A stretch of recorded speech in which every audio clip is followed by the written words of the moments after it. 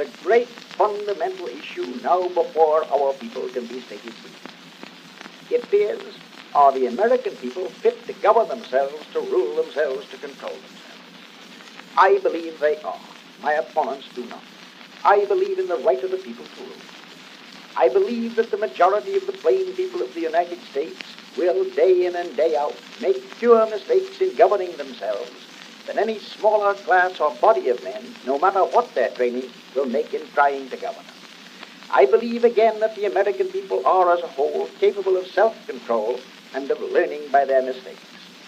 Our opponents pay lip loyalty to this doctrine, but they show their real beliefs by the way in which they champion every device to make the nominal rule of the people a sham.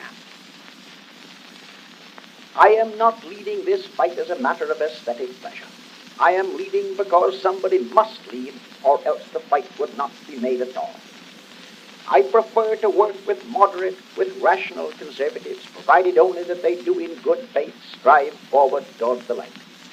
But when they halt and turn their backs to the light, sit with the scorners on the seats of reaction, then I must part company with them. We, the people, cannot turn back. Our aim must be steady, wise progress. It would be well if our people would study the history of a sister republic.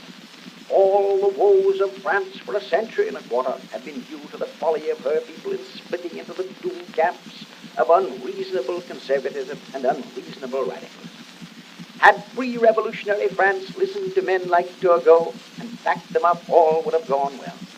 But the beneficiaries of privilege, the Bourbon reactionaries, the short-sighted ultra-conservatives, turned down Turgot and then found that instead of him they had obtained Robespierre.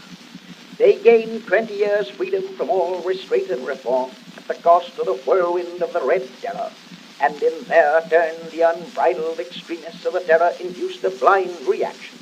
And so, with convulsion and oscillation from one extreme to another, with alternations of violent radicalism and violent Bourbonism, the French people went through misery toward a shattered goal.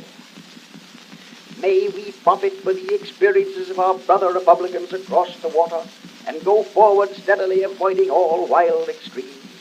And may our ultra-conservatives remember that the rule of the Bourbons brought on the revolution. And may our would-be revolutionaries remember that no Bourbon was ever such a dangerous enemy of the people and of freedom as the professed friend of both Robespierre. There is no danger of a revolution in this country, but there is grave discontent and unrest, and in order to remove them there is need of all the wisdom and probity and deep-seated faith in and purpose to uplift humanity we have at our command. Friends, our task as Americans is to strive for social and industrial justice achieved through the genuine rule of the people. This is our end, our purpose. The methods for achieving the end are merely expedients, to be finally accepted or rejected according as actual experience shows that they work well or ill. But in our hearts we must have this lofty purpose and must strive for it in all earnestness and sincerity, or our work will come to nothing. In order to succeed, we need leaders of inspired idealism, leaders to whom are granted great visions, who dream greatly and strive to make their dreams come true, who can kindle the people with the fire from their own burning souls. The leader, for the time being, whoever he may be, is but an instrument to be used until broken and then to be cast aside. And if he is worth his salt, he will care no more when he is broken than a soldier cares when he is sent where his life is forfeit, in order that the victory may be won.